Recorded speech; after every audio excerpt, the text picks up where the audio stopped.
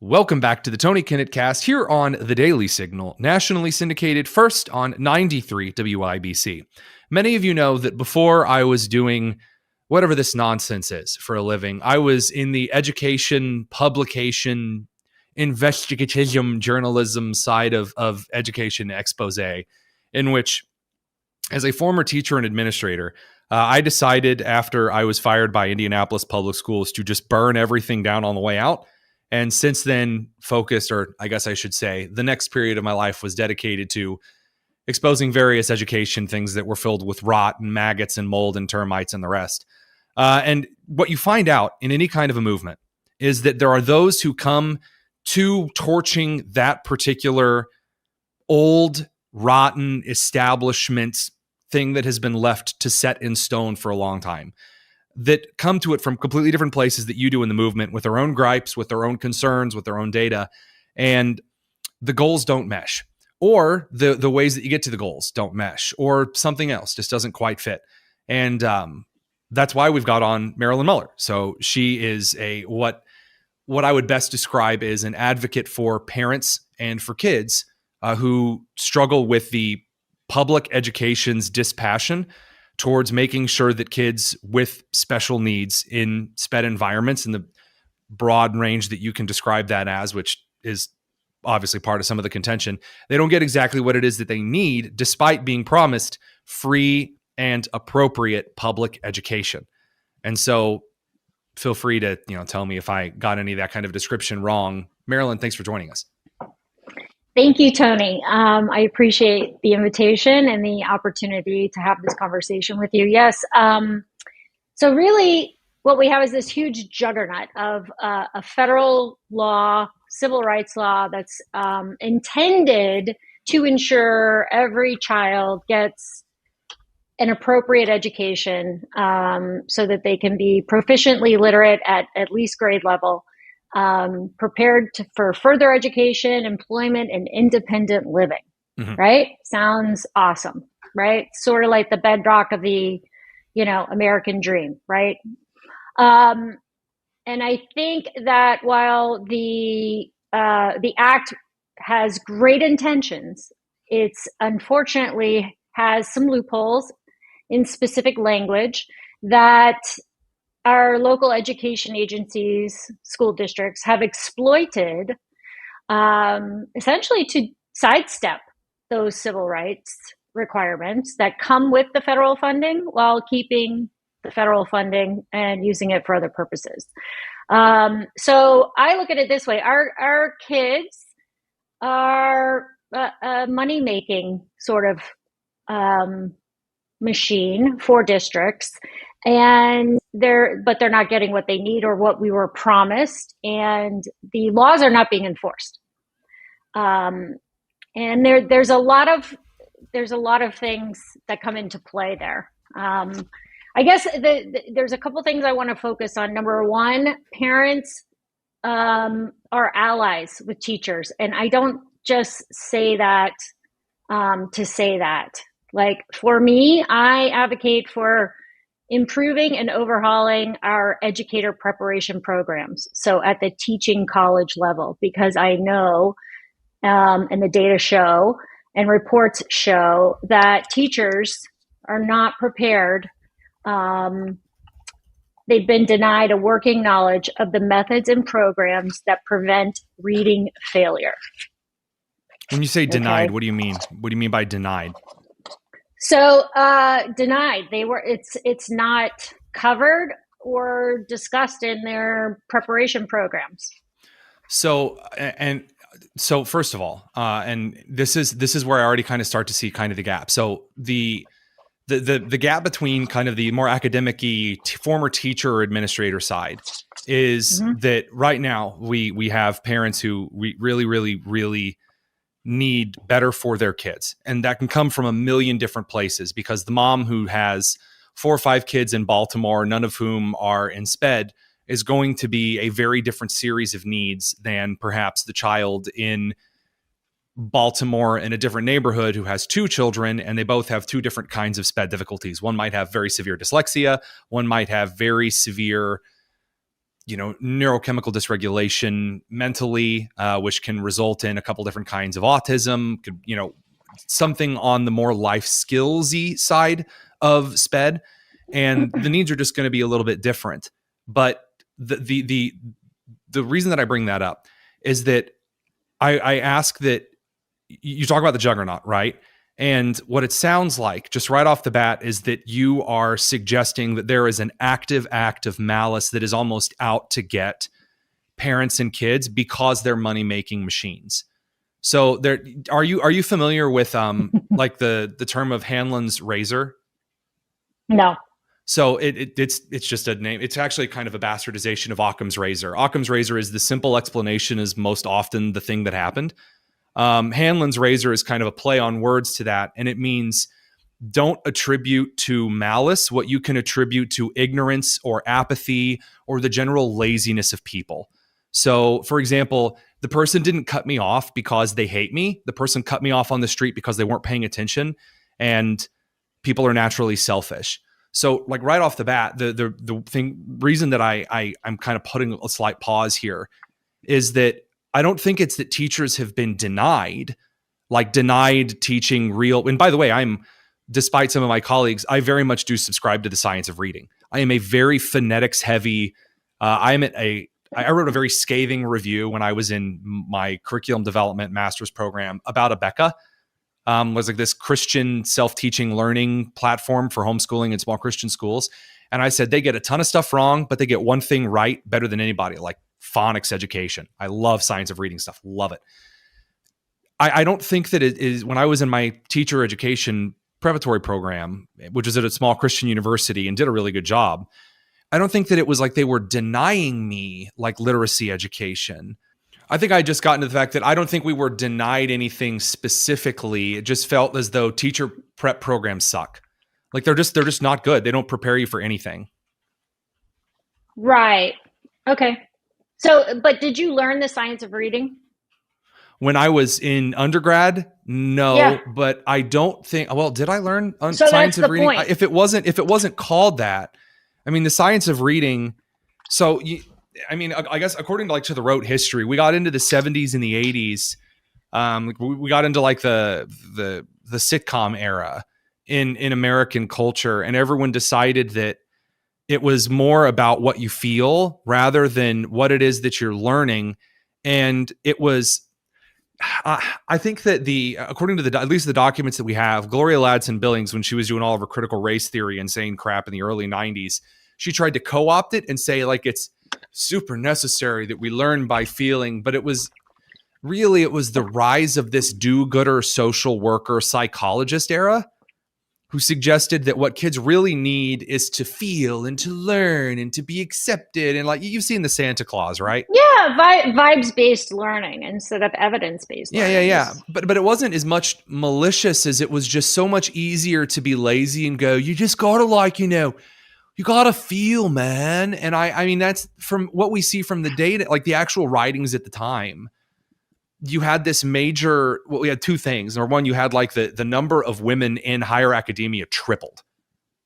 And it just, you got mommy education out of it.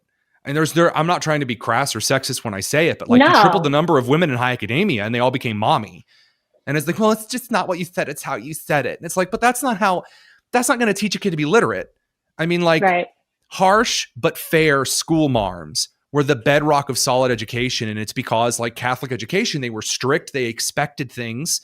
And instead of coming up with a diverse way that we expected things from kids, like a kid with dyslexia, well, you still create rigorous standards, but you don't drag him through the glass that it isn't working for how his brain is trying to interpret the symbols in front of him. But like, there's a difference between rigor and cruelty. And the entire academic world decided that any kind of series of rigorous instruction was cruelty. And so we just abandoned it altogether. And I mean, that's one problem. I mean, the whole system became apathetic. I think that's the big issue here, is that the entire system of education became lazy, if that makes sense. And then when you try to pull it tight, it didn't really do much. Yeah, well, I mean, so my point is the science of reading's been around 100 years. We know how the brain learns. It doesn't matter if it's a dyslexic brain or a neurotypical brain. Like the best way to teach kids phonemic awareness, phonics, right? Yes. Decoding, are important for proper orthographic mapping, which is word automaticity. Right. And then Right? from that to the other subjects, wrote pattern psychology is how we end up transferring historical knowledge. And then you link Right. everything to a narrative and presto. So the bigger picture is most classroom teachers don't have that knowledge of how to teach phonics in direct, explicit, multimodal, structured, sequential way. And at least that's my understanding. And no, I mean, you're definitely right there. They don't have that knowledge. Right. So they've been denied that knowledge. That's my point. See, no, I disagree there, because it's the assumption of the denial is the issue. Because when we look at the 20th century, I mean, it's not that we started cooking everything in Jell-O in the 60s because we were denying everyone access to good nutrition. For the first time, we had access to really weird kinds of food preservation. And so we started experimenting with crazy crap. We did the same with psychology. You had all these wackos. But I'll tell you where I get the language is a quote specific from the Department of Justice and the Office of Juvenile Justice and Prevention. The quote is that teachers are denied a working knowledge of the methods and programs that prevent reading failure. Okay, but even so in that I didn't case, make that up. Okay, I didn't say that you made it up at all. What I'm saying is the problem is this assumes that there's some shadowy person at the Department of Justice that has said, oh, they're being denied it. Well, I don't even care if that's the great, horrible FBI Hoover himself who said it. That doesn't make it true any more than, Jasmine Crockett getting in front of the country and saying Republicans are trying to restrict votes from the white people. It doesn't matter.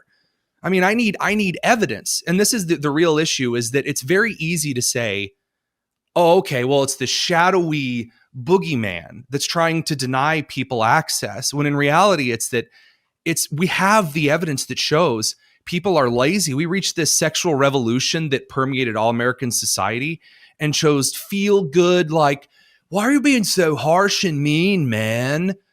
That became the groundwork for American culture because it's easier. Because sex sells, hedonism sells, comfort sells. Yes, sure. And so, but the active denial. The third out of three things that what I use to operate based on society is Watergate theory. So Watergate theory was explained in this really phenomenal revivals sermon I heard ages ago that said the reason that they believed that they had consequential evidence that Christ did in fact rise from the grave is because all of his disciples, after being boiled, tortured, hung upside down by the Romans, by the Pharisees, etc., they refused to say anything other than Christ died, he rose from the grave, he is the Son of God. Then you take Watergate, 14 guys whose best interest it would have been to shut their mouths and never speak of it ever, could not keep it to themselves for 72 hours. And right. So it's my logic for conspiracy. Even during the Fauci era of COVID, we knew it was going on because people in his office were expressly saying, here's the stuff doing it. But then when we look at the education thing, I don't see the administrators. I don't see other than this quote of this person at the DOJ that you're talking about, which I fully believe. Whoever you say the DOJ said it, I believe you. But people say really crazy crap all the time without evidence. They say, oh, well, they're being denied. I mean, how many times have you heard a politician take someone doesn't have access to something and then say, it's because they're being denied this? Because you exaggerate when you're in politics. I mean, that's just, you and I have talked, like we were talking about this with like Marjorie Taylor Greene before the interview, right? That like sometimes she's good. Sometimes she's like, it's the Jews from space. And you're like, oh my God, like that kind of a thing. Right. So poor choice of words by the Department of Justice. Because from this individual, like this wasn't an official Department of Justice memo, was it? It's an official report from 1993. Can you hear me? I got to look this up. Yep, looking it up. Yeah. The United States received complaints, DENI. Is this the AEDY program's basis of disability? No, it's from 1993, the OJJP report. I can send it to you. OJJP report. Gotcha. Mm-hmm. OJJP. 1993, OJJP. Thank you. Mm-hmm. Okay, 1993 annual report. Denied. Okay, the supports needed by most status offenders, guidance, counseling, and parental supervision were often denied through isolation from family, of school, community. Okay, so that is according to in prior Henry DeGault, U.S. Code 37.1, not afforded certain due process, constitutional affections. Okay, so the paragraph that this is a part of is talking about the federal formula grants program has worked as intended, meaning that they allowed grants to go to state and local jurisdictions in compliance with JJDP Act. Has benefited status offenders and thousands of other juveniles before juvenile courts. So what this is saying is that initially the juvenile system treated status offenders in the same way it treated educated delinquents. In some ways, status offenders receive treatment worse than adult criminals because prior to in Regault 387 U.S. Code 1 1967, juveniles were not afforded certain due process constitutional protections afforded adults. Essentially, you at the time as a juvenile, you go into a supermarket and you say, yes, I'm going to shoplift. And then they would arrest you. Cops wouldn't read you Miranda rights as you were being hauled to the police station. They assumed you were immediately guilty and then they released you to your parents with programs, right? Juveniles didn't used to be treated as a special class of criminal. So what this simply says is the supports most often needed by kids who are delinquents, guidance, counseling, and parental supervision, were often denied through isolation from family, school, and community. Essentially, it's like you take a 15-year-old who commits a violent crime and they send him to jail, then they don't have the supports needed to rehabilitate. This has nothing to do with the Department of Education, though. It's the only time the word DENI forming denial or denied appears in the document. So this is the issue that I have with the education. No, it should say it again. If you go on to page, I can find the exact page. If you go to page 7, which is I was looking at page 13. Yeah, which is actually page 12 of 78. Oh, I see it here. You said page 7? Yeah, I can.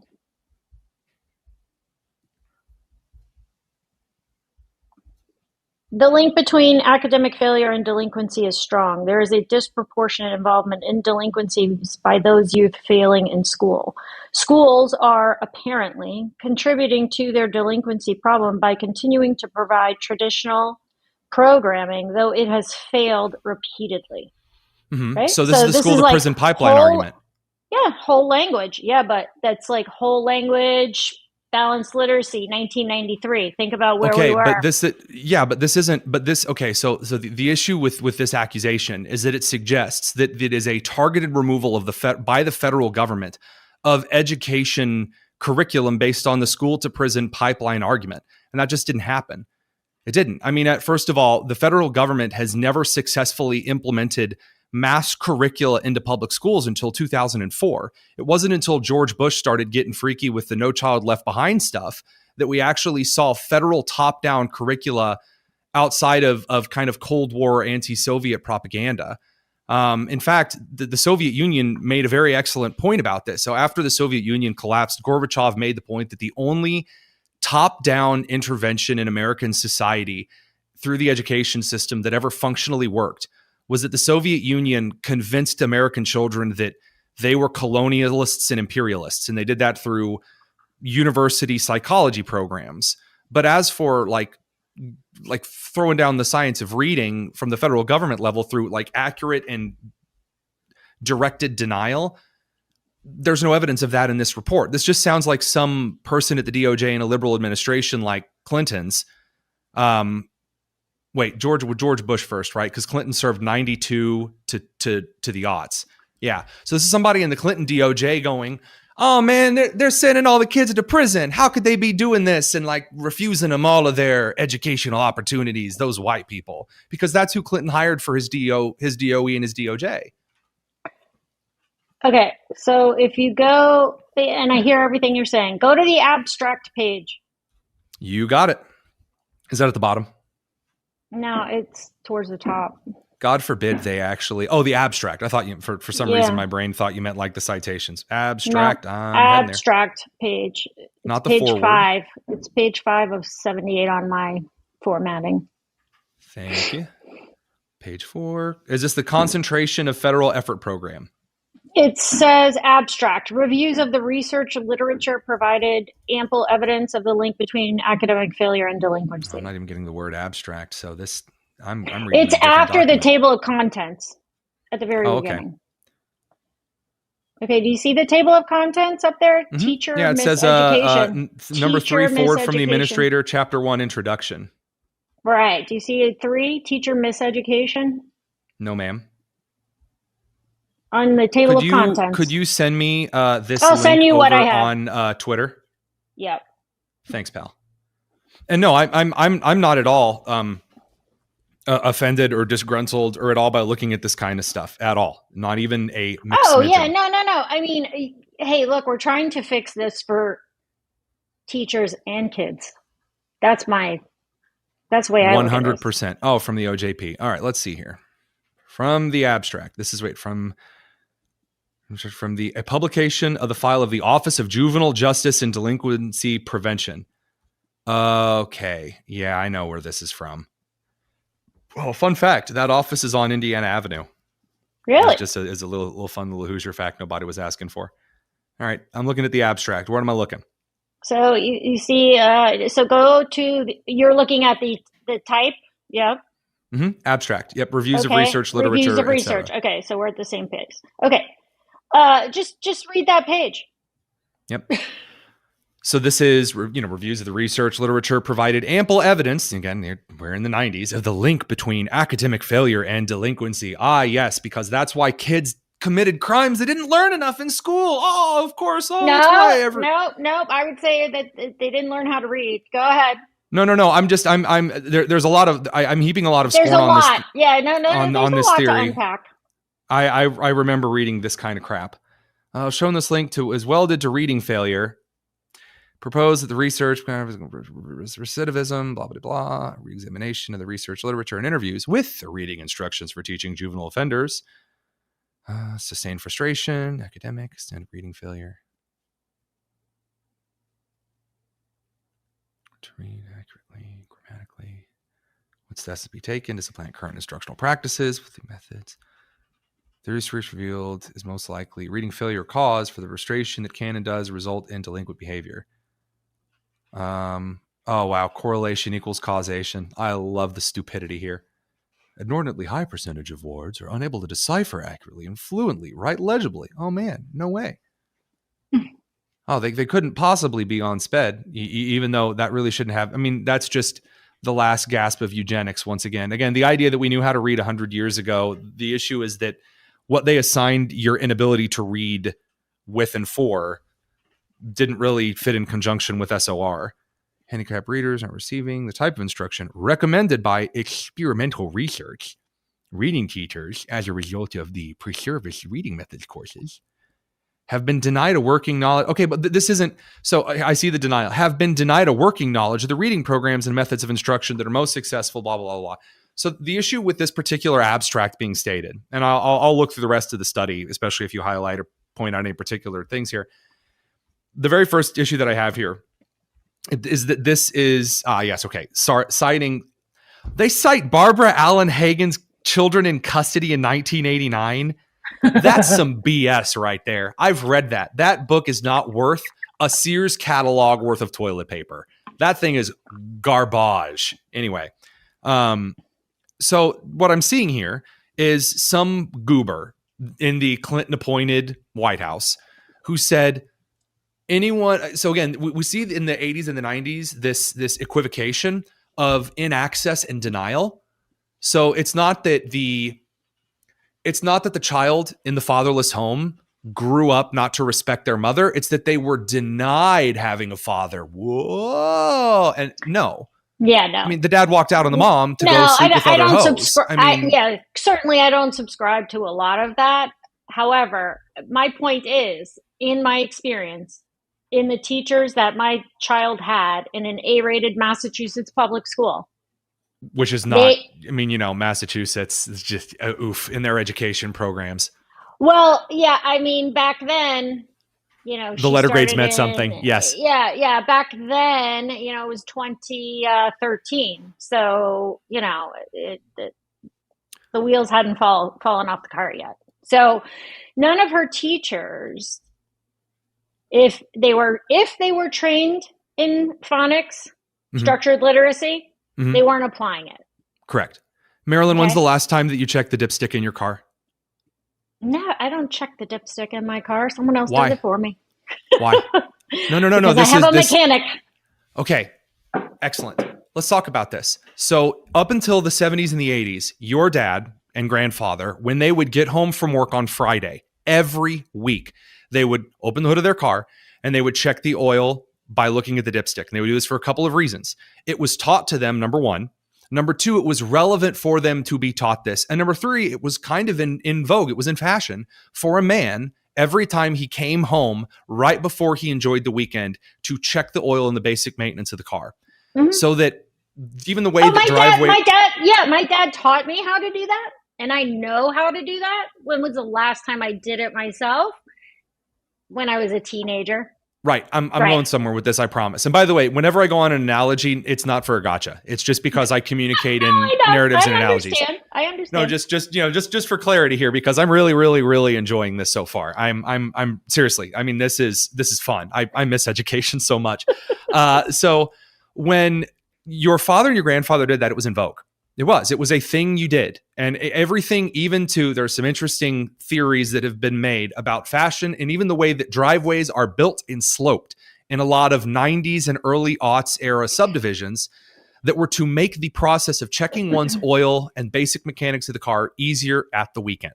So also the length of the driveways and why they gained length in the 90s and early aughts. So that stuff said, the reason that I point that out is that after a lot of things in society changed, the way that cars were built, the perception of what the average husband or grandfather or patriarch was expected to do, as that changed, the practice, even if learned, became out of vogue until, and this is, again, not a gotcha, I was not taught by my dad how to do the dipstick look in the check until it was on a four-wheeler and I was like a junior in high school and it was a necessity.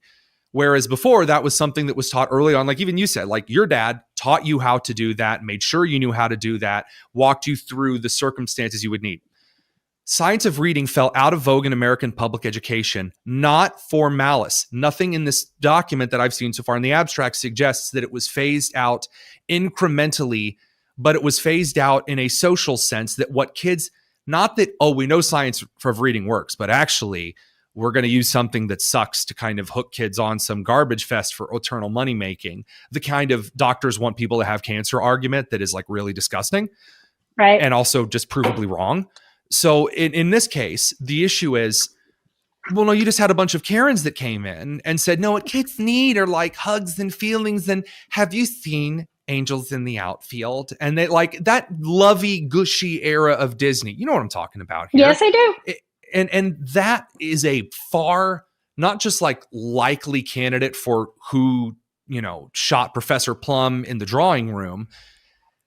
Again, the denial, the reason that I bring this up, the reason that we parse this out right at the beginning is I don't think, for those who are just getting into the movement, when we use words like, and I would caution people in education in this, when I got into the school choice movement, they'd be like, all teachers are out there trying to deny parents a window into the classroom. And it's like, dude, no. You're looking for the boogeyman. I want to help you find him. I can show you the boogeyman. Most often it's principals who have a power hungry thing. Then you can really start drawing connections and lines. I can tell you, I was in administration. I saw it. And yeah, you have your crazy wannabe mommy teachers. But in the case of FAPE and the case of science of reading specifically, I fail to see the malice a lot of the times. And that's why I think that we immediately go into, well, my experience was, and then we get into anecdotes. And anecdotes are worth far more than we give them credit for. But by saying that, well, I saw this thing in like this OJJP report. And so like it kind of fits this kind of weird like red yarn on the corkboard thing.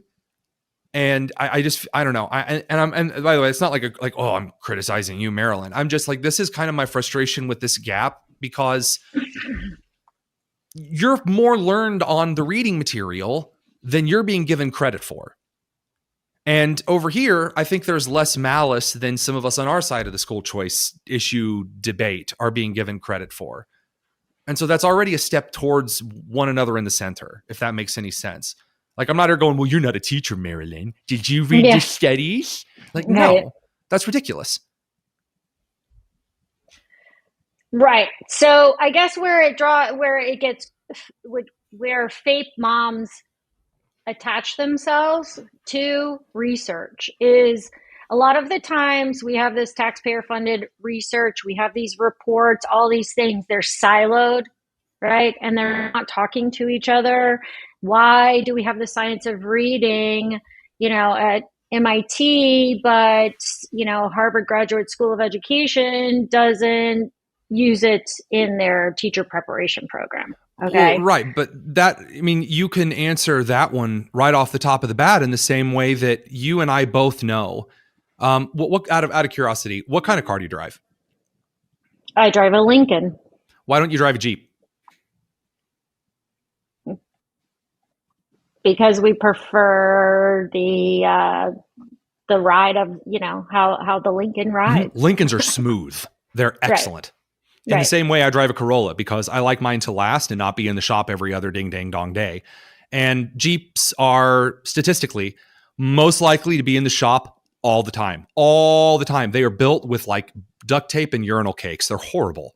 Yet a lot of people still drive them. And Harvard, as you know, is like the most full of itself institution on planet Earth. Oh, sure. Yeah, no, yeah. I'm not. That's the reason they're not using science or reading. Yeah, I'm here to crap on Harvard. Oh, you bet it.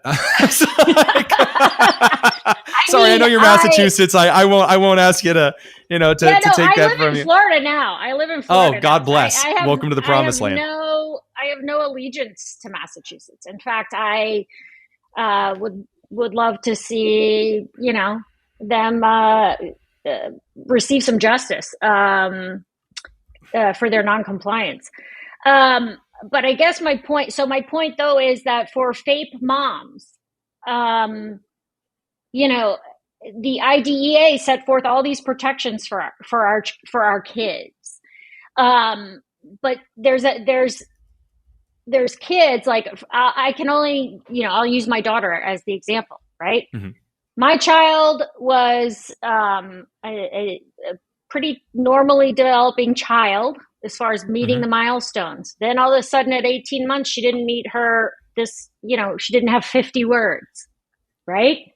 Yep. So because she didn't have 50 words, her pediatrician referred her to, early intervention. Okay. So that falls under IDEA Part C, I believe, right? Mm-hmm. Kids. Mm-hmm. So what happens? Here I am, this lovely woman comes to the house. She visits with us. She has a little thing with, Lauren. Now, again, Lauren's 18 months old, right? Young.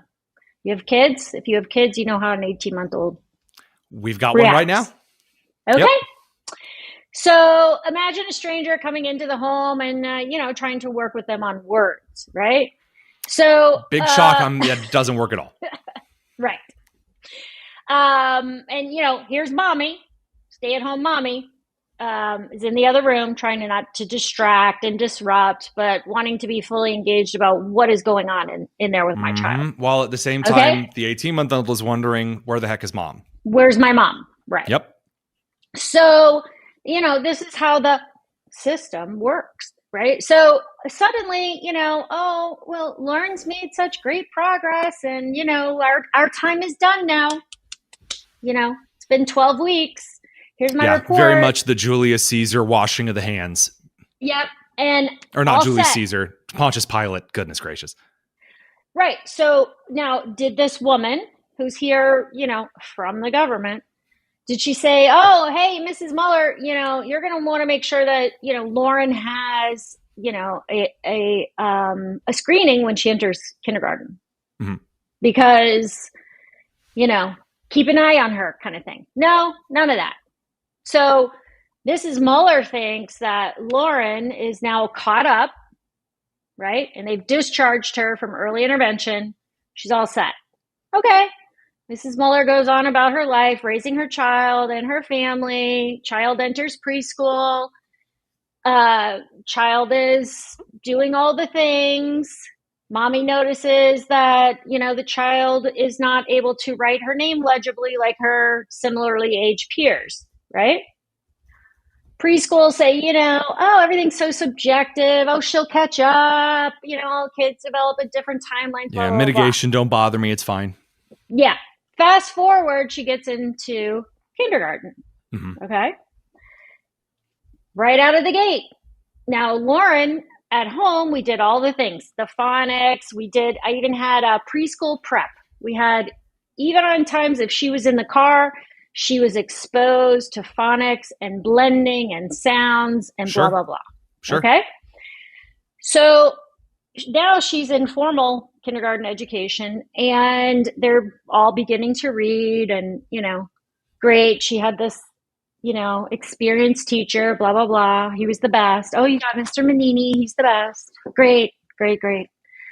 But mom's always had an alert up, right? Ever since, as soon as your child qualifies for like an early intervention, your antenna is going to be up. At least mine was. Our son's got like a really intensive egg allergy, like a really like not like the standard kid egg allergy, but like the protein abnormality. So EpiPen all the time. EpiPen so like all the time. anytime you go anywhere, anytime food enters the house, the flag goes up. Yep. Where's the EpiPen? I get the idea of like, I'm following you, tracking with you. So, Lauren, got all of the, what we would call, typical, exposure to language and sounds and preschool and phonemic awareness and phonics. Kindergarten should be more of an organized, right? And focused on actually putting that stuff to use, sounding out words, decoding, beginning readers. Basic manipulation, right. Basic, right. Well, why was she struggling? Caught me off guard. Said to the teacher at the very first, parent-teacher conference, she seems frustrated. Why is she frustrated when I come to pick her up from school? Okay. Mm-hmm. She had what I now know is, essentially, they call it after school restraint. So she would get in the car and completely melt down. Okay. Every day she'd be holding it in together. Little girl, very compliant, very like articulate, gregarious, outgoing. She would all of a sudden be coming out of school, not like little Lauren. Okay. So behavior. The first thing I noticed was a change in her behavior. And this is a 6-year-old girl. Okay. Mm-hmm. So the teacher, she is struggling a little bit with, the reading lessons. Okay. Fast forward, we get to, we only have a couple of parent-teacher conferences. Get to the last parent-teacher conference of the year, and the teacher says, well, in hindsight, I should have referred her to the Jumpstart reading program. Okay. Tell me why. Why did they do that? So I don't know this situation, but what it sounds like in this case is a teacher that did not at all know what it is that he was doing until it was too late. And when I say did not know what he was doing, I mean not that he was denied knowledge necessarily. I mean, I guess he could have. But in this case, it sounds like there's a class of teachers that, American society as a whole has become far more lax. It's just easier to say it'll probably be fine. That is the motto of our society, is it not? It'll probably be fine.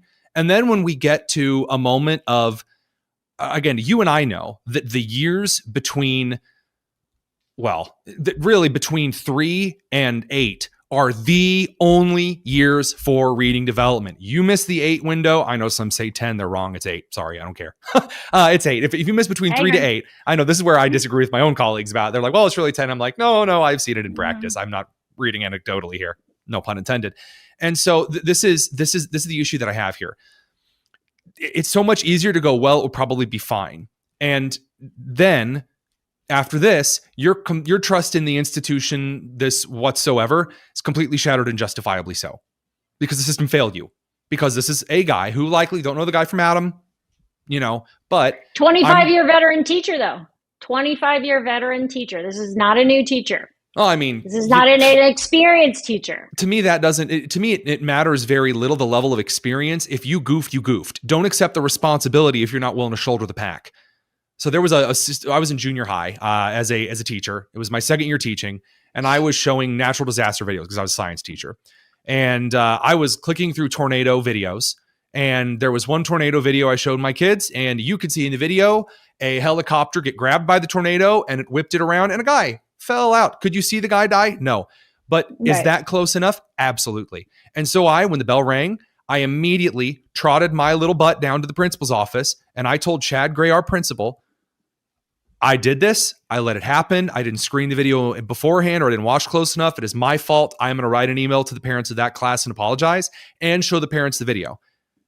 Come what may. He's like, well, they could, someone could complain. You could lose your license. It didn't matter. It is my responsibility. I hate the abdication of responsibility in education, because if I am upfront with you about the things that I can and cannot do as a man, as just another one of God's flawed creatures, then if there is a problem with your daughter that maybe you have suspicions of, or you don't because something was fixed early on and then left alone because, I'm from the government, I'm here to help, all that stuff, then when I come to you and I say, Marilyn, I'm so sorry. Like I thought these things were going wrong. We're now 2 or 3 weeks in, not the end of the year.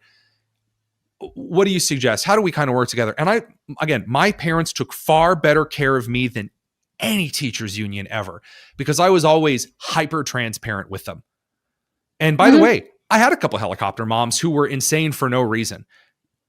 And I mean, oh yeah. And so what really bothers me is that this is another case in which, this teacher, dude, just again, laziness and, well, it'll be fine. And, if I just say at the end, sure, I probably should have put him in the Jumpstart program there. Well, great. Now we've wasted a year of my child's education and reading development time. Mm-hmm. Their literacy window is not only smaller to jump through now because of the disability or the neurological imbalance or whatever it is, kids and their myriad of things it could be, right?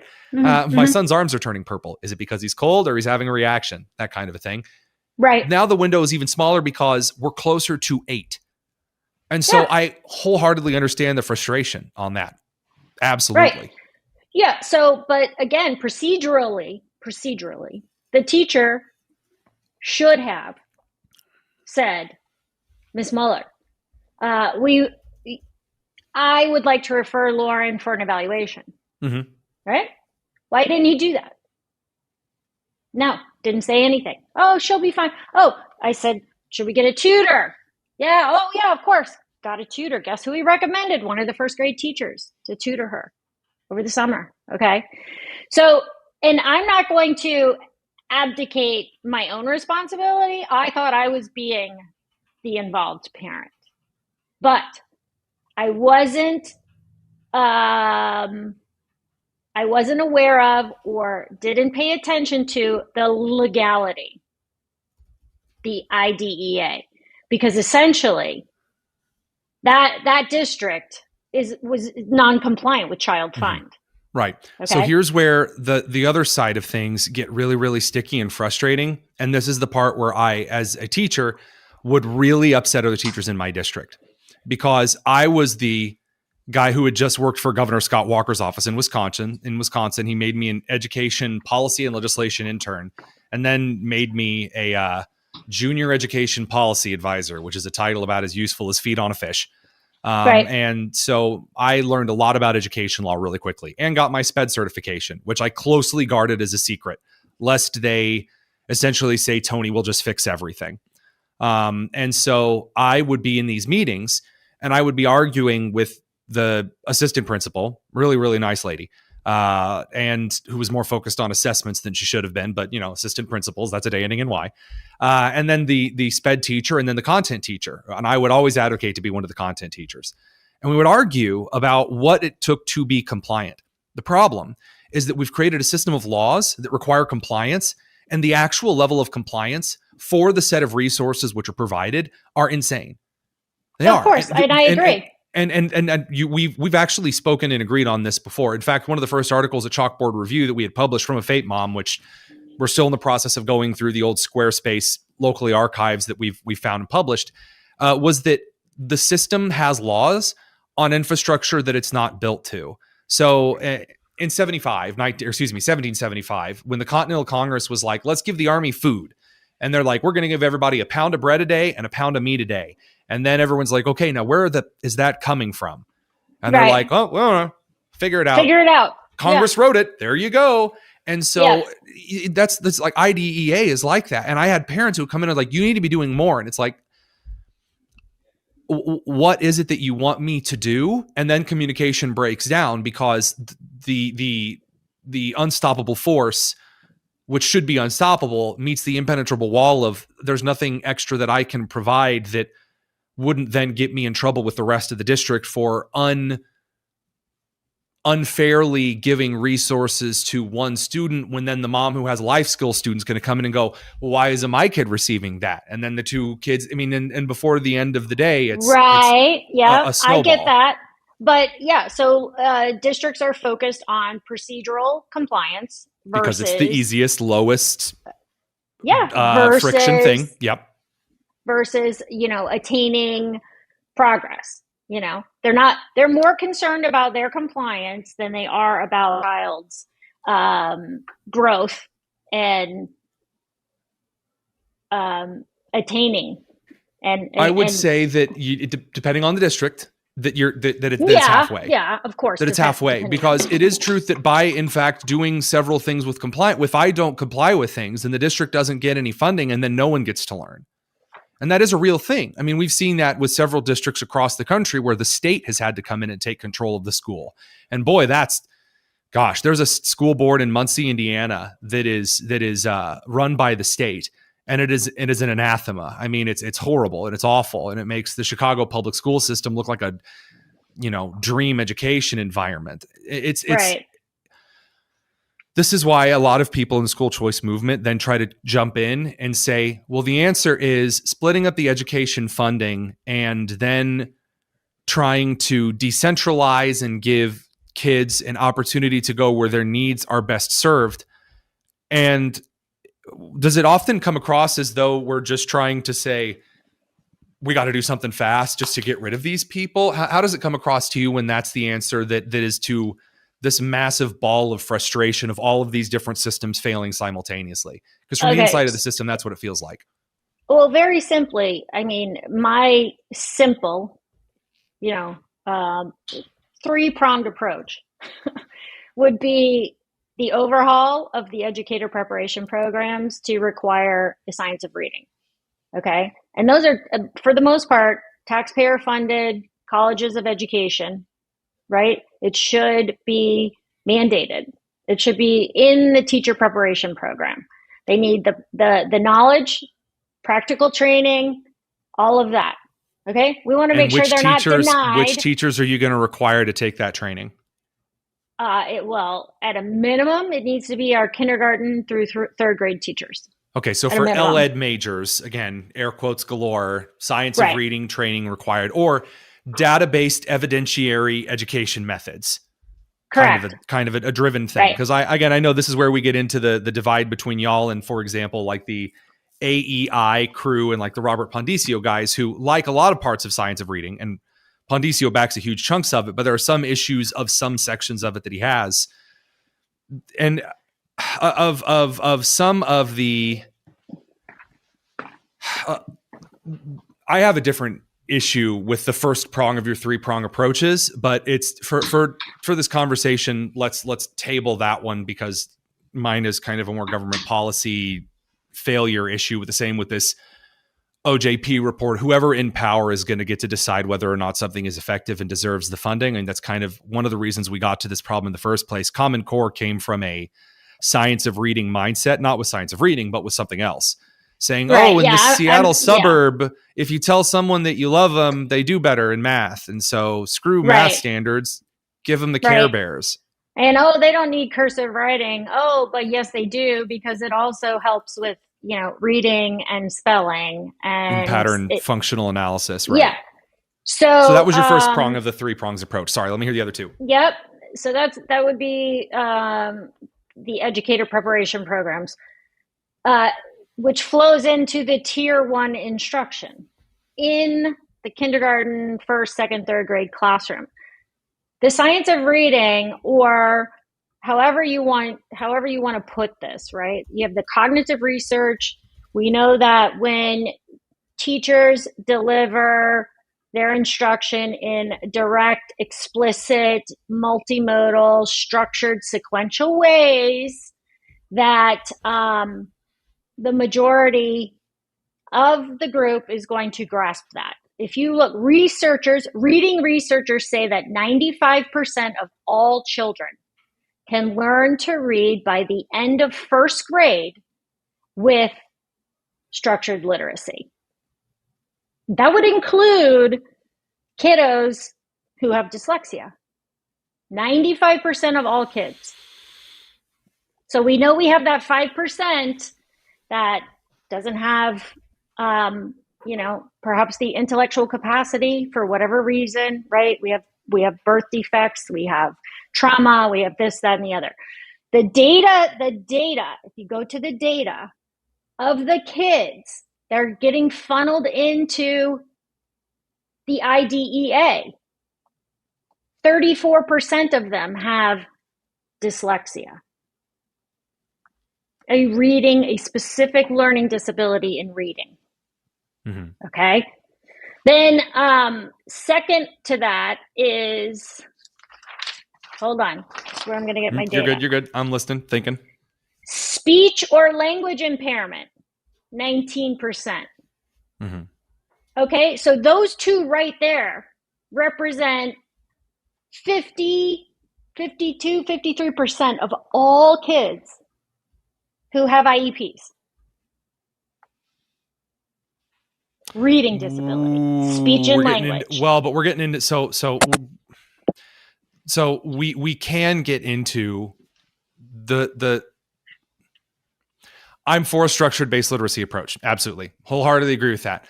The data, once we get to the IEP stuff, there is a the data shows, based on what we understand about modern developmental disabilities and learning disabilities, there are a massive number of students who are over assigned IEPs and 504s. They're over assigned. Now, you have a student with moderate ADHD that's behavioral and not neurological. So like chemical. So you can have like a chemical based ADHD. Yeah. Yeah. No. So this is where I have experience on both sides. Uh-huh. I have a stepson. Yep. Who I was not obviously part of. I was not heavily involved in the early days of his identification, his IEP, his this, that, and the other. Okay. He was only identified with ADHD at 5 years old and told to what? Oh, medicate him. Right? Fast forward, he continued to struggle, even with medication. Well, why is that? Because guess what? The medication isn't going to help you learn. What's going to help you learn is appropriate instruction. It depends. Is it a combined presentation ADHD, or is it a behavioral presentation ADHD? Because there are neurological deficiencies for dopamine pathways. Right. But I mean, for your stepson, maybe it was a behavior. Like if the kid was raised on screens early on, then he can learn. No. He's 26 years old. Well, no, but I'm saying I'm talking about there's 3 kinds of ADHD. One of them is behavioral, meaning it's learned. So I'm not talking about your stepson. I'm saying if it was a behavioral learning approach only, as in you learned to only take in dopamine through excessively high levels of stimulation. So, you're going to IMAX every weekend. I mean, this is an example of examples, right? No. That's a learned approach. Where neurological. Yeah, I understand what you're saying. No, he sort of is your classic attention deficit hyperactivity disorder. In the old days, it's what my parents and even I would call, he's a boy. Your typical boy, right? Short attention span, likes to be active. He's only interested in something that, excites him. He'd rather talk about, Army guys, then 2 + 2 = 4. So, yeah, but I mean that's not what. So it misdiagnosis and include. So before everything was autism, everything was ADHD or dyslexia. So there was a time when everything was ADHD. Oh, he's getting in trouble in class. Oh, I must have ADHD. Give him Ritalin. No, but there are cases. ADHD is not actually. It's a very misnomer thing, right? It's not actually about being attention deficit and hyperactive. Neither of those two things are at all correct. Because if you give a kid with ADHD caffeine, they don't become hyperactive. And if you give a kid with ADHD instruction that excites them, they do in fact maintain attention. It's just dopamine driven engagement. Yeah. So, sure. I mean, I agree with you. There are cases where medication does help somebody with ADHD. Well, I'm not. Look, no, you're fine. I'm just saying, like, yeah, absolutely. We might just be on different channels here a little bit. Yeah, no. So my point is this: fast forward through my stepson's severe struggles, like to the point of suicide ideation by the time he was in middle and high school. He finally got a neuropsych through Massachusetts General Hospital, where my daughter was. He's also dyslexic. Now, that was never identified by the school. Never identified a specific learning disability in reading. Okay? So, how much of his track in life, in his educational life, was skewed by the district not identifying his specific learning difficulty in reading and focusing in on his ADHD and medicating him. Mm-hmm. So I very much agree with the criticism. The problem is, in this specific instance, that it is only partly the school's fault. And this is where we start. This isn't about you at all. This is it's not like it's actually also your parents' fault. That's not where I'm going with that. Yeah. No. It's so when you say that kids are over-identified, who is giving out the IEPs and the 504s? So in most cases, the individuals that are giving out the IEPs and the 504s, they recognize that something is wrong. So parents and teachers, usually there's something. I have a kid who's not getting it. In class. You ask him, he's kind of paying attention, kind of not. Maybe he's disinterested, maybe he's interested and just doesn't get it. I have a kid in mind, actually, a perfect example of a kid in mind. Wonderful kid. I will not say his name, but even though now he's graduated, still I don't want this to come back to him. Yeah, no. Troublesome child, and they wanted to sit down for an IEP with the kid, and we sat down for an IEP meeting and we talked about it. We talked about things. Oh, he's showing signs that suggest you might have dyslexia or ADHD. And I said, guys, I'm telling you, this kid doesn't have it. He doesn't have anything. I'm sorry. He just doesn't. He doesn't have anything. He's either dealing with a lack of attention. He's dealing with everyone else around him who's acting a little bit different. He's a little bit pudgier. He's not as athletic. And he hasn't exactly developed enough of a frontal lobe to be witty or funny at the right times. He's getting in trouble. He doesn't know where to fit in. I don't know if that comes from a broken home or not. I later found out he was from a broken home. Having come from one myself, that messes kids up. And so I worked with him over the rest of the year. By the end of the year, he was one of the highest performing kids in my class, no IEP. I had to almost square up with Mrs. Roberts, our sped teacher. I mean, like almost square up to get him to take the regular final because they ended up giving him an IEP anyway. He didn't need it. He didn't need it. And then by just shoving him in a classroom with a bunch of the life skills kids and the LD kids so that she could get out the big blocks and shapes and say, okay, class, these are circles. This is a rectangle. Like he's in junior high. Yep. Don't be, for lack of a better term, don't be a jackass. There's no reason for that. And when I say that kids are over-identified, that's what I mean, is that there's a failure for a taking of responsibility for what might else be going on in the kid's life. And so then in the case of your stepson or your daughter who needs the instruction, look at Marilyn. She's doing all of this stuff. She's doing the reading thing. She tried hiring a tutor. The government came over with this person to talk to her 18-month-old for crying out loud. Holy 1990s, Batman. That's like that era of thinking. When you do all of that, okay, then presto, look, there is clearly a high likelihood. Send the child to, with Marilyn in the room, advanced testing over a period of a couple of days, identify what's going on, and then come up with an individualized education plan. But IEPs aren't anymore. They're not doing that. Now they're exactly. But I don't think that it's I think that there is a dual issue that a lot of parents, not you, clearly not you, but a lot of parents in this entire system, at some point they reach the position that kindergarten teacher was. Where it's like, oh, well, heck, what am I supposed to do? And they're like, oh, well, maybe if you stip them with an IEP, they'll be fine. And so what I've seen with James Fury and with a lot of teachers who in the system that we've all watched arguments flying in and out of between our two communities here is that you recognize the teachers who screwed your kids over because of apathy, because they didn't care, because they had other stuff going on, because it's easier to go, well, sorry, guess I'm never going to see you again, so I just have to get you out of my classroom, like the kindergarten guy. And then on our side, we see the parents who at the same time are demanding everything of the teachers in the classroom, to the point where there are many parents who are like, well, I'm going to peace out because, I've got Pilates at 11, so take care of my kids. See ya. And it's as though I'm showing up. It's as though I'm sending you to an awful PTA meeting, and then you're going to sit down with like the worst teacher in the district. And it sucks because you should be in my classroom with me, and we should be working together. Does that make sense? Like, yes, but we should be getting the best of both drafts. Yeah, for sure. Yeah. However, so the issue I have here, though, is that the school never evaluated my child. Okay. I had to go through the gaslight and the struggle and the wonder and wait a year to get a private evaluation, which we paid for out of pocket.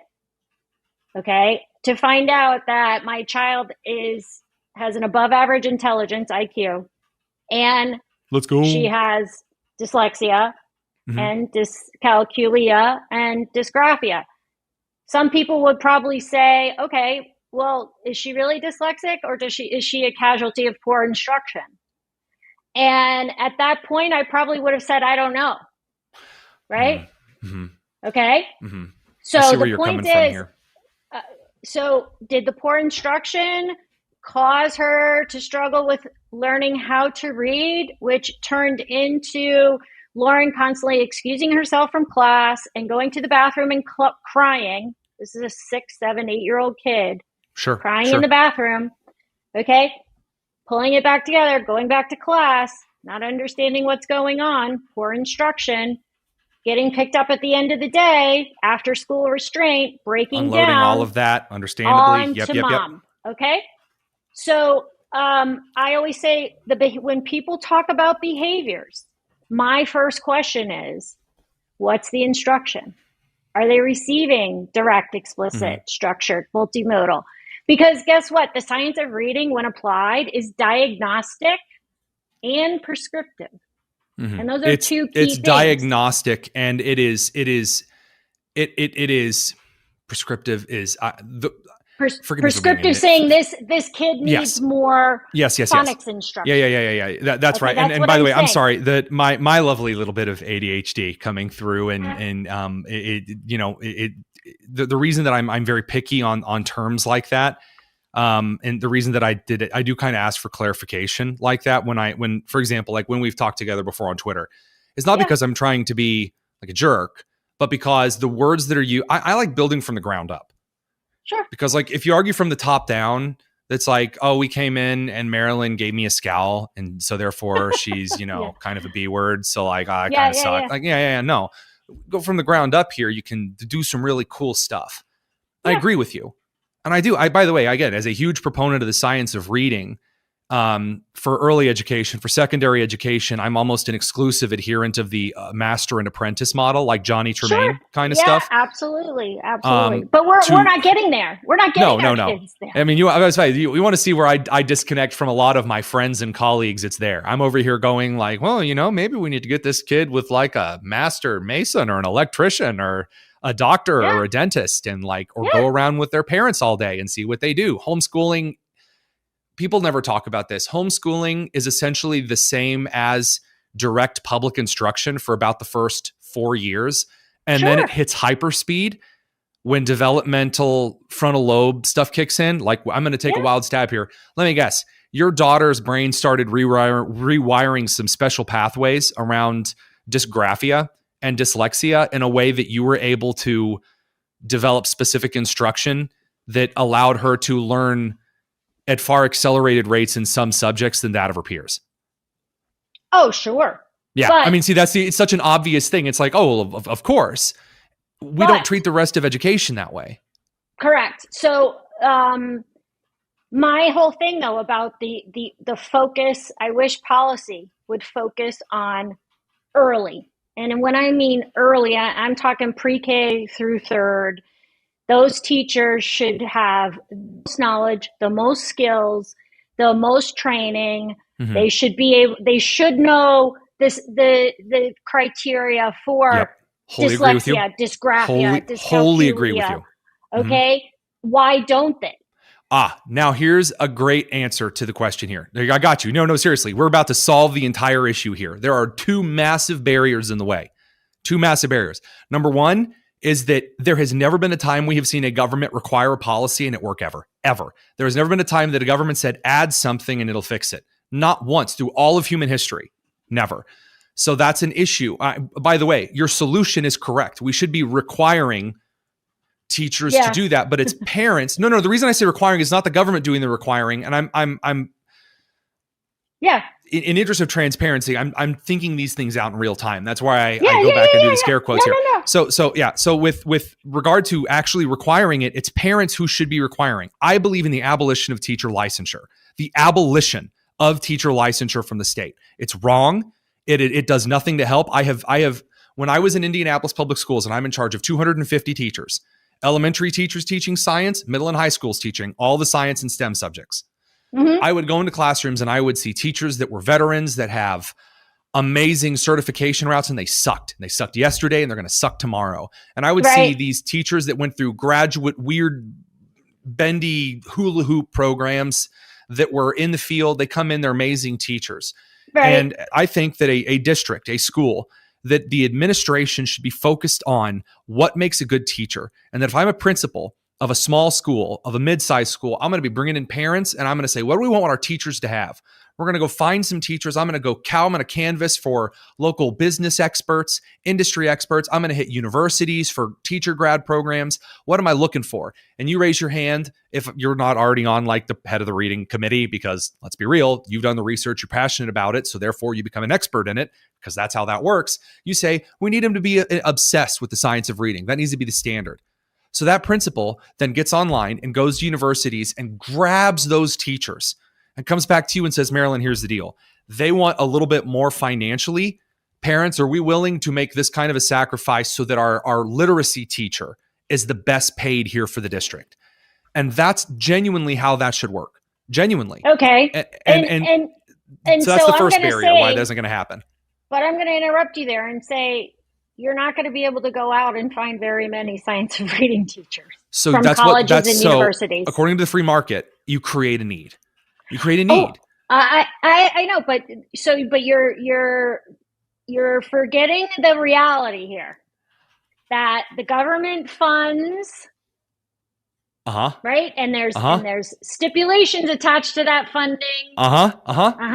Yep. And so the government doesn't have the science of reading stipulations. So they're not going to assign the dollars to it. Yes. Right. So, and this is why I think the Department of Education should be defunded and turned back into an Office of Education. I agree. Totally. This is why I also think that teacher licensing should be abolished, because one of the ways the government restricts things they don't want, and by they, I mean people in the DOE restrict universities, Indiana University or University of Wisconsin is a premium education college. They'll say, well, hey, if you don't include these things in your state standards, see, here's where this isn't a conspiracy. They're directly operating this.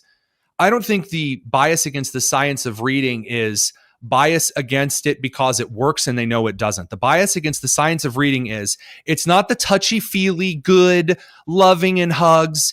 It's like saying that the reason that the Black communities in the inner city suffered in the 1990s, Gloria Ladson Billings, is not because they aren't given love in the prison pipeline from the schools. It's because Black families in the inner city and white families in Appalachia were the two communities that were most likely, according to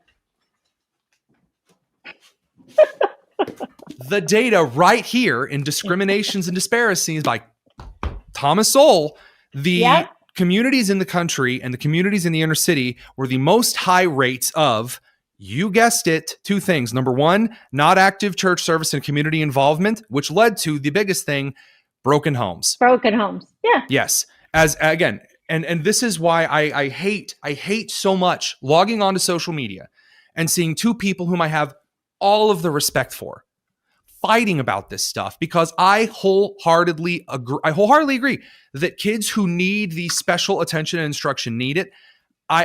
We start talking past each other because there are actors in the community who make it really difficult. Like we were just talking about Marjorie Taylor Greene, people who make it difficult at times for us to get this across. Right. Now, if you'll permit me, I did mention the second barrier, why this isn't going to come to fruition.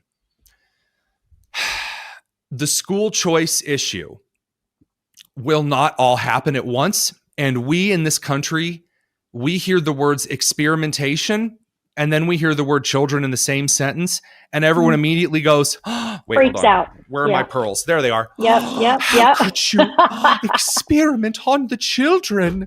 And instead of saying, oh, tell you what, let's take Marilyn here. Let's put Marilyn as the literacy advisor in Elwood High School and Elwood Elementary School. We're going to give her Elwood Elementary School. I just made up Elwood. I know there are Elwoods around the country. Leave me alone. And we're going to put her in charge of it. We're going to have her choose teachers. She's going to put out a call. Hey, are you a science of reading teacher? We're going to pay you $75,000 a year to come in and prove everyone wrong. Because that's what Catherine Burblesing did in the UK with the Michaela School. And then after 2 years, we're going to look at the data and we're going to see what you have produced. And I'm going to bet balls to bones, as the Oracle from the Matrix would say, that you're going to have the data to support it. But we refuse to do that here because experimenting on children is like COVID and it's bad and terrible. How could you do that? Clutching the pearls.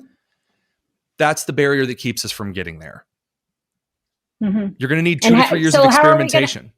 Right. Well, so, that's why one of my goals is when Lauren graduates next May, after we move to our retirement home, I would love to open a charter school for twice exceptional kids.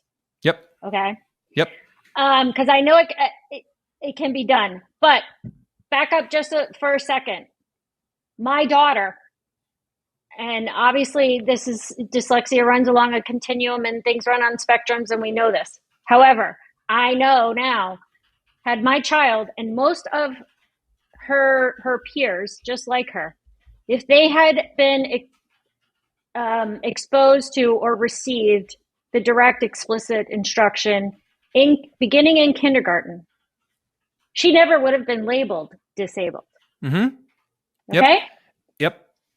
So who is disabling the children? Okay. Here's again, malice and ignorance. This is the thing that bothers me. So allow me a second here. I grew up when I was 10, my parents got divorced. Mom took my sister, left for Bloomington, Indiana, right? Completely messed me up, caused Very a traumatic. lot of psychological trauma and social trauma that still to this day affects that. So you can kind of get to the end. And by the way, I say this with teachers and the teacher licensing thing, because I will say we need to abolish teacher training, professional development, and teacher licensing requirements, and instead allow districts individually to set standards for who we are allowing to teach here and what and why, which then makes that school board who sets those standards directly accountable to the parents who have to put up with that school board, right? It adds accountability and responsibility immediately. We'll get to this. While I can agree with that, you have one huge problem in the middle: unions. We'll get to unions in a second, which should, again, I think that Janice did the biggest sledgehammer drive to the knees of the unions anyway. But if you also want to get rid of unions, then you have to get rid of lawsuit culture in the United States. Yes. Yes. And Yes. and we'll get to that. And I agree. But here's the thing. And I've had teachers who have looked at me in the face and say, okay, I hate professional development. I hate teacher licensure, but I had to go through it. So the people underneath me have to go through it. Yeah.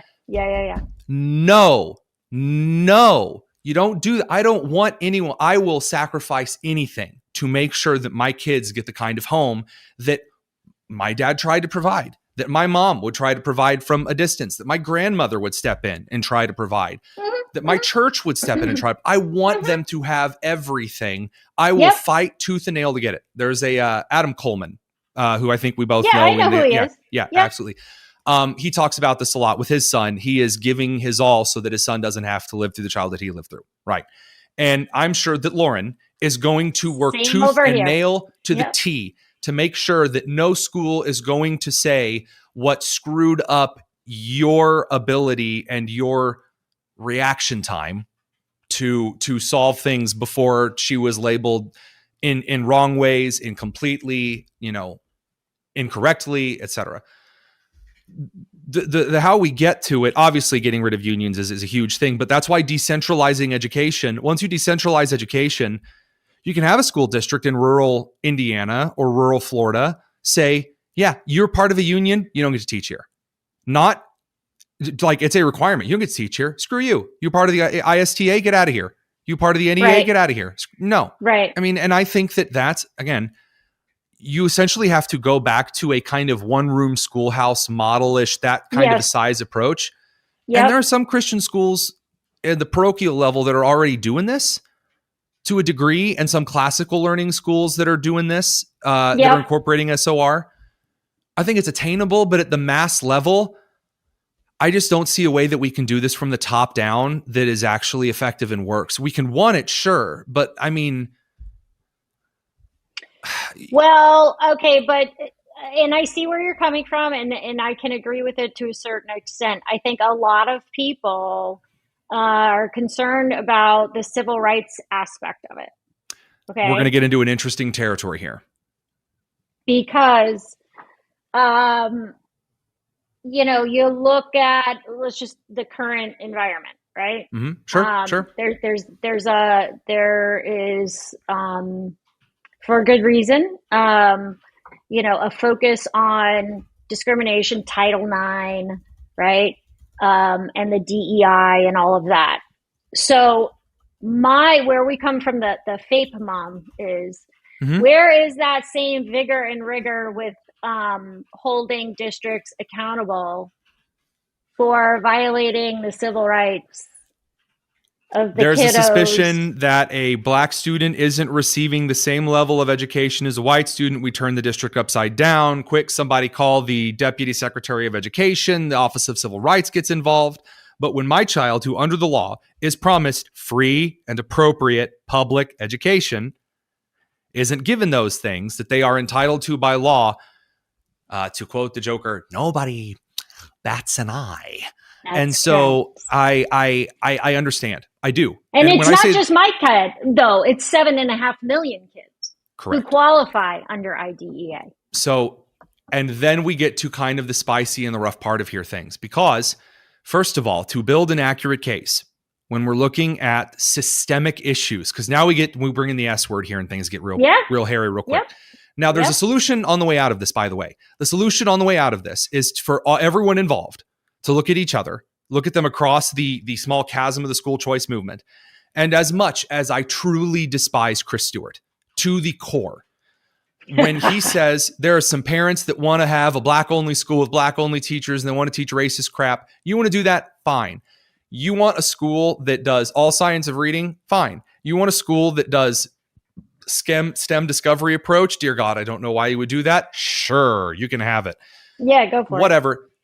I think that by going that way, shaking hands and pushing into that new horizon of deregulation, you do get the way there.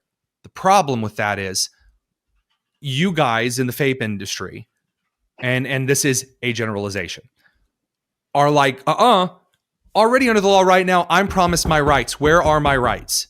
I agree with you, you're not getting it. The problem is that there is genuinely, we're looking at practical stuff right now, right? Because there are kids that are suffering in the thing. The quickest way out of this is to deregulate and say it is because of these kids that are screwed over that we are deregulating. And then we may be able to write special provisions in new state and federal legislature that incorporate, there will be no strings attached to literacy, education, and instruction. You want to run a school that doesn't teach phonics? God help you. It's on you, not us. We're going to set up phonics-centric science of reading instruction. That's the quickest way out of the tunnel that I see. And it's a question as to, do you want to be right, or do you want the solution right here, right now? And then look, you want to hop on my show once a week for the end of, until the end of time and say, we were right. Why didn't you listen? Sure. Yeah, no. I've gotten to the point. It's a very careful line to toe. Ain't it though? I would be all for repealing the IDEA, because it's a false it's symbolic law. It's no child left behind. Promise. Can I get a witness? It's a false hope. The system is policing itself. Marilyn, it's in the name. It's social security. Yeah. You don't want a security for everyone. How could you be so cruel, Marilyn? You would be willing to, because that's where we're going to get, right? You're going to be called Hitler. I'll be called, I don't know. Libs don't really know any other leftist dictators or not fascist. Maybe Pinochet. Maybe. I don't know. Anyway, so we'll be called big, stinky, evil people. You said you would be willing to do that, but I'm guessing there's a conditional clause with it, which there should be. Well, yeah. The conditional clause is that students who have unique needs, special needs, are more expensive to educate. We know this. Yeah. The state knows this. Well, I mean, yeah, but that makes sense. You know how easy it is to raise a quiet and calm and laid back type B daughter than it is to raise a boisterous type A, oh dear God, please quit chasing after your brother with a hammer kind of a boy. They require different levels of energy. Pretending otherwise is stupid. Yeah. So, the whole thing though is there's so much wasted funding, and there's so much unnecessary trauma. So again, if I go back to what I know. Great use of words. Great art. Unnecessary trauma is very, very apropos. I'm sorry, but there's for teachers. Nothing to be sorry for. It's unnecessary. For teachers and kids. Correct. Yeah. And parents and families. Yep. Society, all of it. Because sin doesn't stay with one person. And trauma doesn't stay within one environment. No, correct. No, sure. So, like I said, in my situation, had my daughter received the science of reading in kindergarten, she wouldn't have had trauma, this whole trauma-informed practice, which is a bunch of jargon. And I wouldn't have had to pull her out, put her in a separate school, which costs $50,000 a year, drain her college education account, and all of that trauma. There was so much trauma in just being able to access appropriate instruction to learn how to read and write and do math. Okay. So once she was remediated, which costs 4 or 5, I don't even know how many times more than appropriate initial instruction, right? She doesn't look like she's dyslexic on paper anymore, so to speak, okay? She integrated into your typical college prep, high school, AP, honors. She's straight A. She has a 4.98 GPA. She got a 34 on her ACT. This is the same kid that the system was labeling disabled, shoving her into high dosage tutoring of, essentially more poor instruction in high doses. If we didn't have the ability to pull her out of that, where was she going? She was headed towards delinquency, dropout, suicide. Because I can tell you right now, that track that those kids are on with IEPs is not a good track. And they don't even need to be on that track. I think that there's most of them. No, I agree. I think that there's so in 1 hour, of you and I talking about this, right? Well, an hour and a half if you include the couple of minutes before the things went wonky, we have already solved. Yeah, I'm going to say solved a good 90% of the disagreements between the quote two sides of this movement. And Marilyn, allow me to tell you why that really upsets me. Really upsets me. Have you and I gotten cross with each other one whopping time during this entire conversation, naturally or unnaturally? No. Has there been any time where either of us have called each other stupid or inexperienced or ignorant or whatever? No. So I'm just saying here, what really gets on my, so you were talking about starting, some kind of a school, right? Charter school. I've noticed that you have previously disagreed with the guy who I co-founded Chalkboard Review with, Daniel Buck, right? Former English literacy teacher, sure. Whose internal heart's desire is to launch a school for direct, explicit instruction that involves the exact kind of, although he wouldn't call it science of reading because the nitpicky stuff is ridiculous. But it is essentially the exact kind of thing that you're calling for. And what gets on my nerves, not in frustration with y'all, but in a kind of cosmic stepping away from your body kind of a way where you just kind of look at the situation as a whole. And you're like, my gosh, if I actually had in a room James Lindsay and Corey DeAngelis and Chris Rufo and Marilyn Muller and the FAPE moms and Robert Pondicio and the AEI education crew and the Heritage education crew and me there for, because I'm sure that the open bar at the thing would be fantastic. We sit back and we plow through with some type of a general compromise, not because we're compromising what our kids deserve, but because we're saying, look, we all want some different specifics. But in the meantime, something between all of us we could craft is some lot better than what's currently being pushed in these large state conventions with state representatives accepting all of these different lobbying firms, Midland, teachers union led, simping for Bill Gates corporate side garbage. For sure. And again, I'm not saying, I know that you're going to want more intensive IEP constraints than the classical education crew is going to want for their specific schools and environments. Okay. Whatever. I hear you. I don't think an IEP is necessary. An IEP is probably I'm just using IEP for general kids with individualized wealth. Yeah. Probably about 5% of the population needs an IEP. Right, because you've made the case that with proper reading instruction, you could solve 95% of the IEPs before we get there. Yep. Right, so that we wouldn't have 7.5 million parents, we would have 575,000 parents, if my math is right there, which I think it is. So, therefore, there is no solution. There is so let's go and do this. It's just to those who have stuck around, your crew who follows what you do on education, on social media, my crew who follows me for education-y stuff, the last of them, who have made it to the end of this hour and a half interview, whomever they are. My gosh, what an opportunity that we freaking have. What an actual opportunity that we have. Sure. I'm serious. I mean, yeah, look, I love griping on Twitter as much as the next guy. I do. I love it. It's fun. The dopamine, I'm riddled with it. It's a real hoot. But I don't even have a conclusion. I enjoy this. This is good. It shows that there's a momentum behind the stuff that we're doing.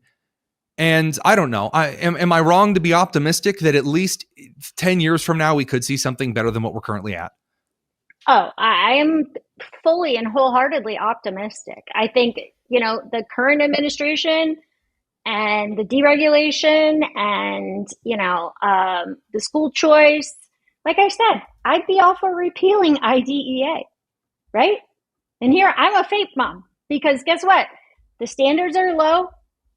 It makes everyone lazy. It gives everyone an excuse. My daughter, I have the highest expectations. And I have the highest expectations for her teachers. I don't ever want anyone to lower the expectation on my child.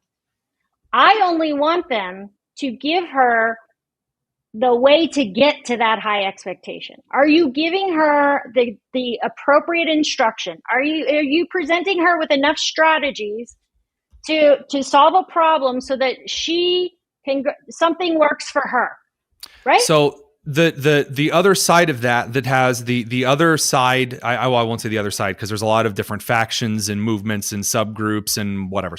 So the little proviso that I'll put in there is if the collection of FAPE moms, again, to generalize, because I will take the harder side of this argument because it needs to be more durable, can recognize that there are teachers who are also just as human as you are.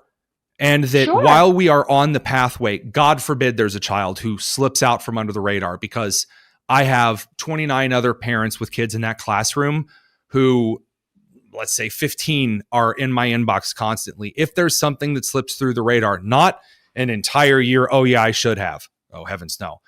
But if there can be a little more grace extended while we work together to make sure your kid gets what they need, and the grace is not, well, you are actively denying because you are not doing X, Y, and Z right now, then then we avoid the accusations of, from one side, oh, you're just being an obsessive helicopter parent who wants everything because you think you deserve all my time. And then the other side saying, well, you're denying my kid education because they're just a money generation machine for the district.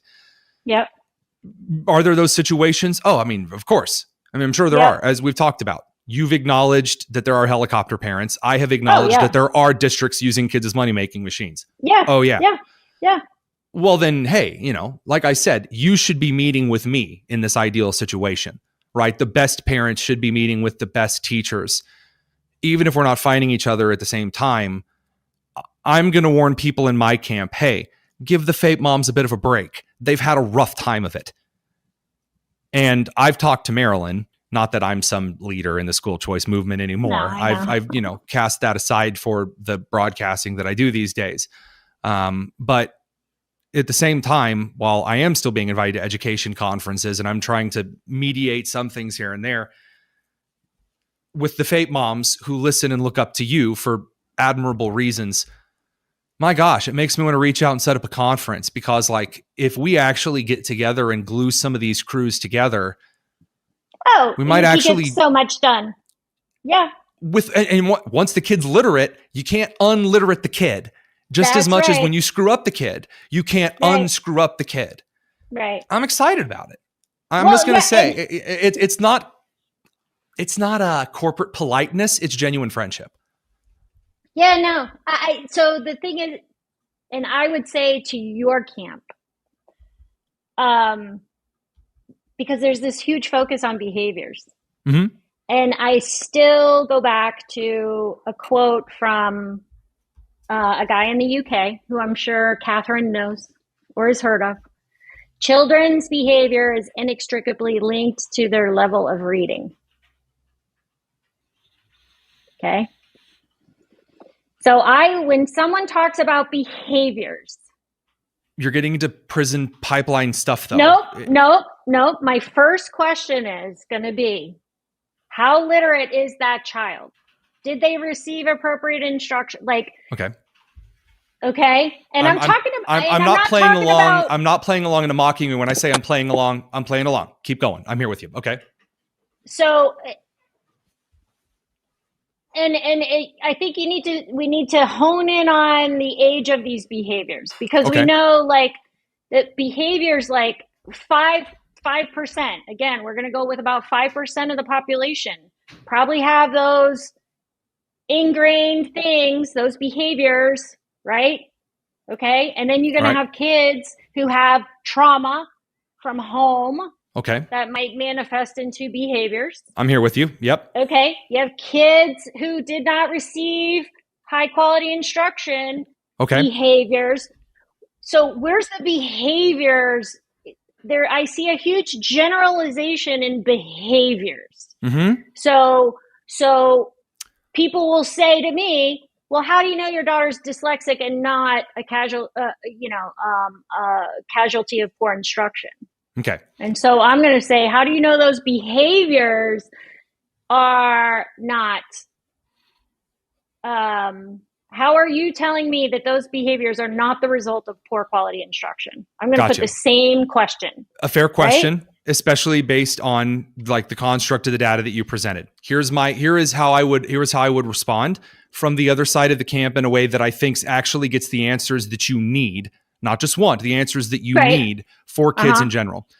We have agreed up until this point that a lot of the reasons that we have gotten to where we are in education is not just an active and malicious denial, but it is a general laziness. That there are in societies an act of someone else will take care of it. I don't need to care. And unfortunately, that carries to the school. And you have a lot of students whose parents don't care. You do.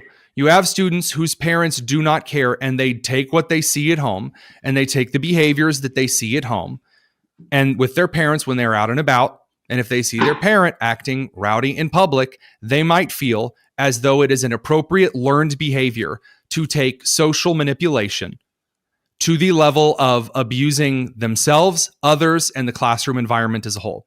The problem is that in society right now, according to the reports like you had showed me, in the 90s, they said, oh, the only reason that the child is acting bad is because they weren't loved enough. That's why. Yeah. So you got to gentle parent them. Yeah. That's what they say.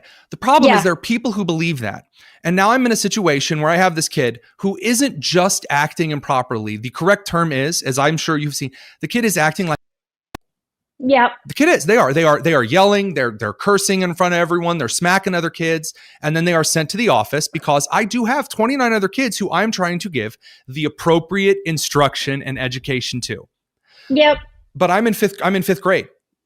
Like I'm working with what I got. Now I send that kid to the office, the district, because of the socially goofy goobers, they send him back with a cookie and say, why don't you tell me why you did that? Well, my mom doesn't like me. Right. Restorative justice BS. Yep.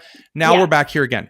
So the issue is that we're essentially that there are cases of children. We're disagreeing on the margins because of studies that say, well, it's inexorably linked to lack of literacy. Here's the issue with that. The issue with that is we have not shown that the lack of literacy itself led to the behavior, because in times before lots of people were literate, we did not see a commensurate level of people who were getting into big brawls, like in the Midwest, in the West, right? No. Sure. Yeah. Right. And you could say, well, it was the standard of active participation in society. And it's like, okay, well, if I have a lot of students in high school, when I did at Lawrence North in Indianapolis, we're getting into trouble, and they could read on their phones expertly, even though they weren't reading on grade level, something ain't right here. Right. Something ain't right here. What do you mean? Well, if they just knew how to read better, get out of here. Like, that's not, no, the kid is and is ruining class for everyone. Yeah. And the idea that I need to keep them in here and give them special attention. Yeah. No. I am so anti-restorative justice. So this is where we're actually kind of in agreement then, in a good way. Totally. So the teachers crowd thinks that when you hear the behavior argument and they say 90% of classroom problems are an issue with behavior, that the FAPE community sees that and is interpreting that as, well, what if the kid is crying and upset and frustrated and maybe back talking when they're called on because they don't understand what's going on because they haven't been receiving instruction. And from our side, we're saying, read aloud because they're going to be embarrassed. Right. And from our side, we're saying, I'm not talking about your kid. Your kid's the one that I'm trying to give the instruction to, but I can't because McGee over here is going, and they won't let us learn. Yeah. So no, and I've seen exactly what you're talking about because I volunteered in my daughter's classrooms, and I saw that behavior, and I saw how the teacher was told to respond to that behavior, and it's not how I would respond to that behavior as a parent, right? I have strict rules, and I expect my daughter to behave even better than she does at home. Yep. Okay. So no, I get that. But I think that, yes, again, this is where we're not all talking together. You need to be, as a FAPE mom, when I hear behaviors, I'm going to go to, is that kid receiving appropriate instruction? Can that kid read? Right? Yep. Okay. Yep. If you tell me yes, literacy aside, all my kids in my class can read and write and do math on grade level. And then I have this asshole in class who's disruptive of my lesson. That's a different story. So that's a different way of saying it. Exactly. Now, here's the thing. The problem is the academic term from psychological studies for behavior all use the word behavior, and they don't because, again, in the 70s, 80s, and 90s, instead of saying implicit expressive behavior as opposed to exterior catalyzed behavior, like, again, the difference between the kid doesn't understand what's going on in class, so they're testy, and it's easier to set them off because they're mad. Again, why was Helen Keller upset? Because she didn't understand. It wasn't because she was misbehaving. Dumb. It's because she didn't get it. Yes, exactly. So based on that, the problem is that we're all using the same language that has been provided in the same way that you're like, well, why wouldn't you want to provide care? Because gender affirming care isn't care. No, it's the same. It's the exact same miscommunication that's been caused by, again, a side that is actually trying to act malicious. But it was in the 70s and 80s, and they thought they were being do-goodery, whatever about it. Their motives were good for the wrong reason. It was the abdication of personal responsibility. So the answer here is, well, then we're going to need to. And the reason the Michaela School has worked well is not because it's like abusing kids with special needs through literacy. It's that everyone in here is going to shut up so that John, who doesn't know what's going on, John gets a chance to learn. Yeah. And because I'm all for that. Oh yeah. So that's the thing. That's why this is funny. That's why I said once we get to there, we are on the same page. That's the funny thing here. So whether you have like James Fury and Daniel Buck or Robert Pondicio and those people who are coming to terms, the issue is that we have one out of every 50 teachers in the school choice movement is an who wants it just to be like, leave me alone. We're going to do this way. And nobody, and if you can't get it, it's because you're stupid and dumb. Get out of my classroom. One out of every 50 is like that. They're just hiding. Yeah. One out of every 50 FAPE moms just has a little, they won't tell to behave. They don't have a problem. The parent just doesn't parent. And so that's the thing. If we recognize that like in 99% of the cases, we're actually on the same song sheet here. And you can actually tell my genuine frustration with the unspoken here, because I do try to keep my language very clean on broadcasting. And also as, like as a Baptist, we do try to keep our language a little bit cleaner. I was raised a Mormon, so So we understand. But like the reason I'm genuinely frustrated here is it's like, it's within the grasp. Yeah. And instead, I'm not going to school Marm and say, well, the answer is quit arguing on Twitter, because we're not going to. No. Of course but not. It is true to say that, like, my goodness, we do agree about the behavior things. People just don't want to be swept under the rug. Correct. And from people who have been swept under the rug, that's a real fear that needs to, that at the very least. There's trauma there. There's a lot of trauma amongst FAPE moms. And it's easy for both of us to say, well, the answer is I'm going to have my state legislator pass this policy and then I will be protected and you won't be able to give me more trauma. And you know how many times that's ever worked? Zero. Nope. Zero. You're going to need handshake agreements where over time, the teachers rebuild trust with parents. Well, that's a lot of work and it's going to require me to be engaged forever. Yeah, it's the cards you were dealt. You got to rebuild an institution. Sucks, but here we are. Yeah, well, hey, look, I've been in this fight. Now my daughter's, senior in high school. And I'm still here fighting for kids. My daughter's fine. My daughter's thriving. She's in a private school, like getting ready to go off I am not in this for my daughter. I am in this because of the injustice that I have seen and witnessed and experienced, that I hear from all these other parents who come to me and say, can you believe this? That this is what the district, blah, blah, blah, blah. like today, I responded to a mom who said that they said I can't get services for my daughter because she doesn't have an official dyslexia diagnosis. That's a lie. It's a lie. She can't get an IEP. That's what was told to this mom. Okay? So, but we have an opportunity to work together. And I wish that I can tell you this right now. FAPE moms, and I know this, they're not involved in enough policy. They're not able. Their voice is not heard where it should be heard. So, believe it or not, there's a pretty good reason why that interview cuts off so abruptly at the end.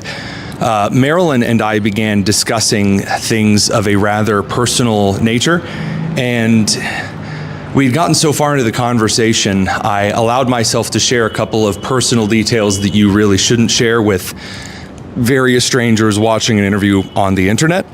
And so after we shared those details, and I was going to suggest that producer Nick just cut that out and we move on, there was news that started to break out of the Middle East. Go figure. And so we ended up having to cut the interview there, so I didn't get to record your thanks for joining us, Marilyn. Really appreciate the conversation, and we'll be back soon, and then do the little outro. So sorry about that. So I'll do that right here, right now from Israel, where the news was breaking from that, ended that interview in the first place. Thank you very much for tuning in to this interview. We will be back tomorrow, God willing. I'm Tony Kinnett, and this has been the Tony Kinnett Cast here on The Daily Signal, nationally syndicated and first on 93 WIBC. Take care.